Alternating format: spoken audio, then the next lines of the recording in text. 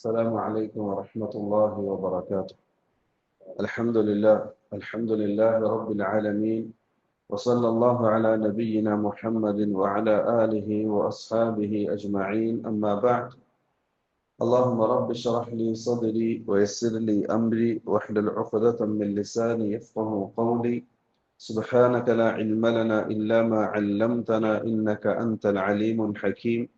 اللهم رب زدنا علما نافعا وعملا متقبلا ورزقا حلالا طيبا. പ്രിയമുള്ള സഹോദരന്മാരെ, അല്ലാഹു സുബ്ഹാനഹു തആല നമ്മൾ ഈ റമദാനിൽ ചെയ്തിട്ടുള്ള നോമ്പും ഖിയാമുൽ ലൈലും തിലാവത്തുൽ ഖുർആനും സദഖകളും മറ്റുള്ള പ്രവർത്തനങ്ങളെല്ലാം അതിന്റെ കുറവുകളൊക്കെ പരിഹരിച്ച് പരിപൂർണ രൂപത്തിൽ അല്ലാഹു നമ്മളിൽ നിന്നും സ്വീകരിക്കുമാറാകട്ടെ. ശേഷിക്കുന്ന ദിനരാത്രങ്ങൾ നല്ല രൂപത്തിൽ അഅമാലുകൾ വർദ്ധിപ്പിച്ച് റബ്ബിലേക്ക് അടുക്കാനുള്ള സൗഭാഗ്യം റഹ്മാനായ റബ്ബ് നമുക്കൊക്കെ നൽകി അനുഗ്രഹിക്കട്ടെ. ഇൻഷാ അല്ലാഹ് നമ്മൾ ഇന്നലെ സൂചിപ്പിച്ചതുപോലെ ഇന്ന് സകാത്തുമായി ബന്ധപ്പെട്ട വളരെ ഗൗരവത്തോടു കൂടി നമ്മൾ മനസ്സിലാക്കേണ്ട ചില അഹ്കാമുകളാണ് ഇൻഷാ അല്ലാഹ് നമ്മൾ ഇന്ന് പഠിക്കുന്നത്. ഈ സകാത്ത് എന്ന് പറഞ്ഞാൽ യഥാർത്ഥത്തിൽ മറ്റുള്ള മതങ്ങളിൽ നിന്നും ഇസ്ലാമിനെ വേർതിരിക്കുന്ന ഒരു സുരക്ഷിതമായ കുറ്റമറ്റ രൂപത്തിലുള്ള ഒരു സാമ്പത്തിക വ്യവസ്ഥയാണ് സകാത്ത്. ചില പണ്ഡിതന്മാർ പറയാറുണ്ട്, സകാത്തിന്റെ പരിപൂർണ രൂപത്തിലുള്ള ഒരു സാമ്പത്തിക വ്യവസ്ഥ നിലവിൽ വന്നാൽ നമ്മുടെ നാട്ടിൽ ഫക്കീർ എന്ന് പറയുന്ന ഒരു തസ്തിക തന്നെ ഇല്ലാതാകുന്ന ഒരു രൂപം നമുക്ക് കാണാൻ സാധിക്കുന്നുണ്ട്. അതിനുള്ള ഒരു ഉദാഹരണമാണ് ചരിത്രത്തിൽ കാണാം. ഉമർ ബിൻ അബ്ദുൽ അസീസ് റഹ്മത്തുള്ളാഹി അലൈഹി ഹിജറ 101 അദ്ദേഹം മരണപ്പെടുന്നത്. ഉമവി കാലഘട്ടത്തിലെ ഭരണാധികാരിയും ആ കാലഘട്ടത്തിലെ മുജദ്ദിദും ഒരു പണ്ഡിതനുമായിരുന്നു ഉമർ ബിൻ അബ്ദുൽ അസീസ് റഹ്മത്തുള്ളാഹി അലൈഹി. അദ്ദേഹത്തിന്റെ കാലഘട്ടത്തിൽ സകാത്ത് വാങ്ങാൻ അവകാശികളില്ലാത്ത ഒരു അവസ്ഥ തന്റെ നാട്ടിൽ സംജാതമായിരുന്നു എന്ന് ചരിത്രത്തിൽ കാണാം. സിയർ അലാമുൻ നുബല എന്ന കിതാബിൽ ഇമാം ദഹബി റഹ്മത്തുള്ളാഹി അലൈഹി അത് വിശദീകരിക്കുന്നുണ്ട്. അപ്പോൾ വളരെ കുറ്റമറ്റ രൂപത്തിലൊരു സാമ്പത്തിക വ്യവസ്ഥയാണ് സകാത്ത്. ഈ സകാത്തിന്റെ അർത്ഥം തന്നെ അന്നമാഉ വസിയാദ വത്തസ്കിയ എന്നൊക്കെയാണ്. അതായത് പരിശുദ്ധിപ്പെടുത്തുക, അതല്ലെങ്കിൽ വളർത്തുക, പിന്നെ അതല്ലെങ്കിൽ നന്നാക്കി എടുക്കുക എന്നൊക്കെയാണ് ഈ സകാത്ത് എന്ന വാക്കിന്റെ അർത്ഥം. അല്ലാഹു സുബ്ഹാനഹു തആല ഈ സകാത്ത് നിർബന്ധമാക്കി എല്ലാ സമ്പത്തിലും നമുക്ക് സകാത്ത് ഇല്ല. ചില സമ്പത്തിൽ മാത്രമേ അല്ലാഹു സകാത്ത് നിർബന്ധമാക്കിയിട്ടുള്ളൂ. നമ്മൾ അതൊന്ന് പഠിച്ചാൽ നമുക്ക് മനസ്സിലാകും ഈ സകാത്ത് എന്ന വാക്കിന്റെ അർത്ഥം എത്ര കണ്ട് അതിന്റെ പൊരുള് പാലിക്കുന്നു എന്ന്. അതായത് വളർച്ചയുള്ള നമുക്കെന്തെങ്കിലും ലാഭമുള്ള സമ്പത്തിൽ മാത്രമേ അല്ലാഹു സകാത്തിനെ നിർബന്ധമാക്കിയിട്ടുള്ളൂ. ഉദാഹരണം പറയാം, സകാത്ത് 4 സമ്പത്തിലാണ് സകാത്ത് നിർബന്ധമായിട്ടുള്ളത്. ഒന്ന് അദ്ദഹബു വൽ ഫിദ്ദ, സ്വർണവും വെള്ളിയും. ഇന്ന് ആ സ്വർണത്തിനും വെള്ളിക്കും തത്തുല്യമായി നിൽക്കുന്ന കറൻസി. രണ്ടാമത്തത് ഉറൂദു തിജാറ, കച്ചവട വസ്തുക്കൾ, നമ്മൾ കച്ചവടം ചെയ്യാൻ ഉപയോഗിക്കുന്ന വസ്തുക്കൾ.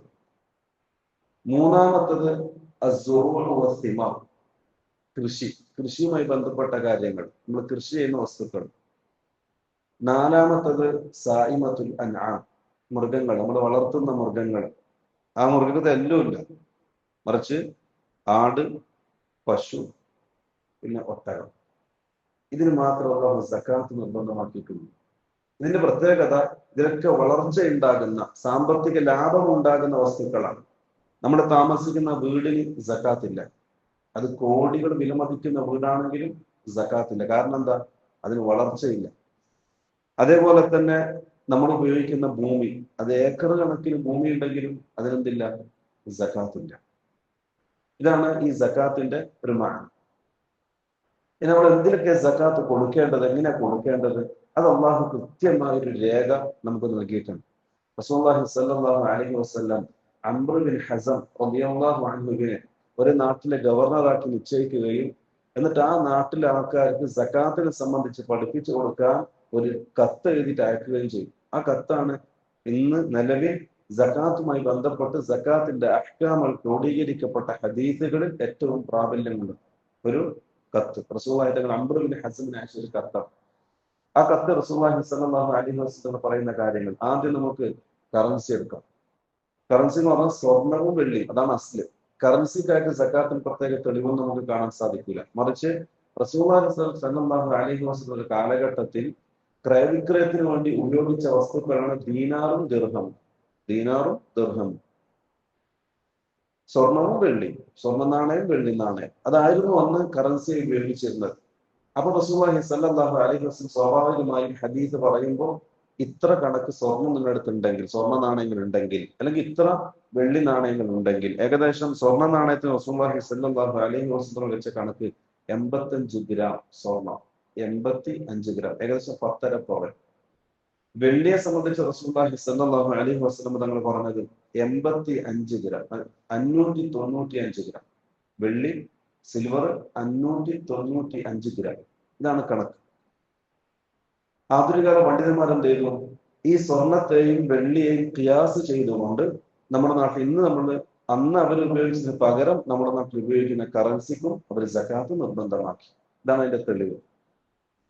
ഇനി നമ്മൾ എങ്ങനെ കൊടുക്കേണ്ടത്? സകാത്ത് കൊടുക്കുമ്പോൾ സ്വർണത്തെ അവലംബിച്ചാണ് കൊടുക്കേണ്ടത്, അതല്ല സിൽവറിന്, വെള്ളി അവലംബിച്ചാണോ കൊടുക്കേണ്ടത്? അതായത് നമ്മൾ അന്ന് ഇത്ര പൈസ ഉണ്ടെന്ന് വെച്ചാൽ അത് സ്വർണത്തിനെയാണോ കണക്കാക്കേണ്ടത്, വെള്ളിയാണോ കണക്കാക്കേണ്ടത്?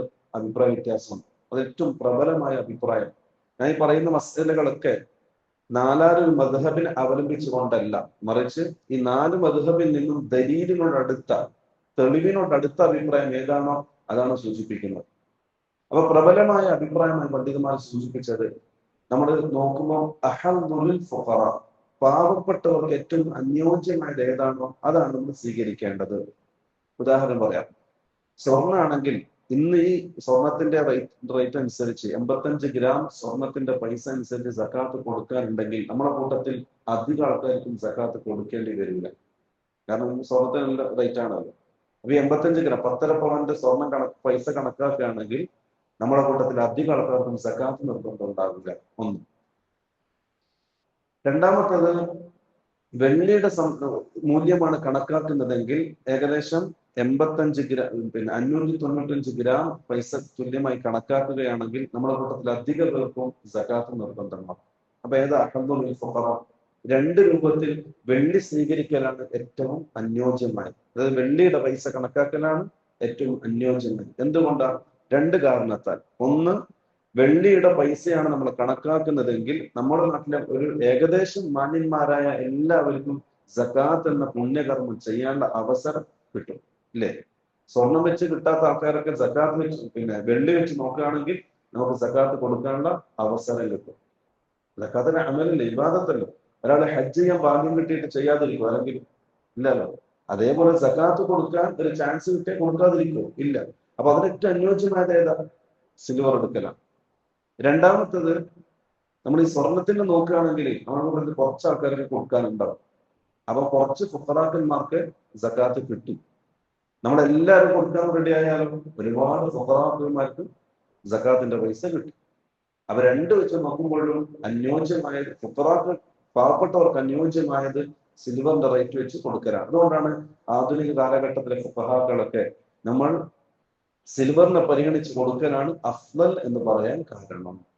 ഇബ്നു ബാസ് റഹിമഹുല്ലാഹ്, അതേപോലെ ഇബ്നു ഉസൈമീൻ റഹിമഹുല്ലാഹ്, അതേപോലെ ആധുനികരായ പല പണ്ഡിതന്മാരും തർജീഹ് ചെയ്തത്, പ്രബലമായ അഭിപ്രായമായി സൂചിപ്പിച്ചത് അതാണ്. ഇനി സകാത്ത് കൊടുക്കണമെങ്കിൽ 2 ഷർത്തുണ്ട്.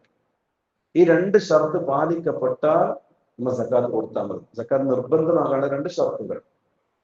അതിലൊന്ന്, ഇതെല്ലാം സാധാരണ എല്ലാവരും ചോദിക്കുന്ന ഒരു ചോദ്യമാണ്, ഇത് പഠിച്ചു വെച്ചാൽ മതി. 2 ഷർത്തുകൾ. ഒന്ന്, മിൽക്കുൽ നിസാബ്. മിൽക്കുൽ നിസാബ് എന്ന് പറഞ്ഞാൽ ഈ സകാത്ത് കൊടുക്കാൻ എത്രയാണോ പൈസ നമുക്ക് ഉണ്ടാകേണ്ടത് ആ പൈസ ഉണ്ടാകുക.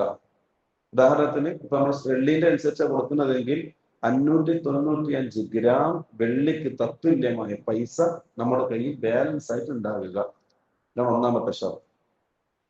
രണ്ടാമത്തെ ഷർത്ത് ഹൗലാനിൽ ഹൗൽ എന്ന് പറഞ്ഞാൽ ഈ ബാലൻസ് ആയ പൈസ 1 വർഷം നമ്മുടെ കയ്യിൽ തികയണം.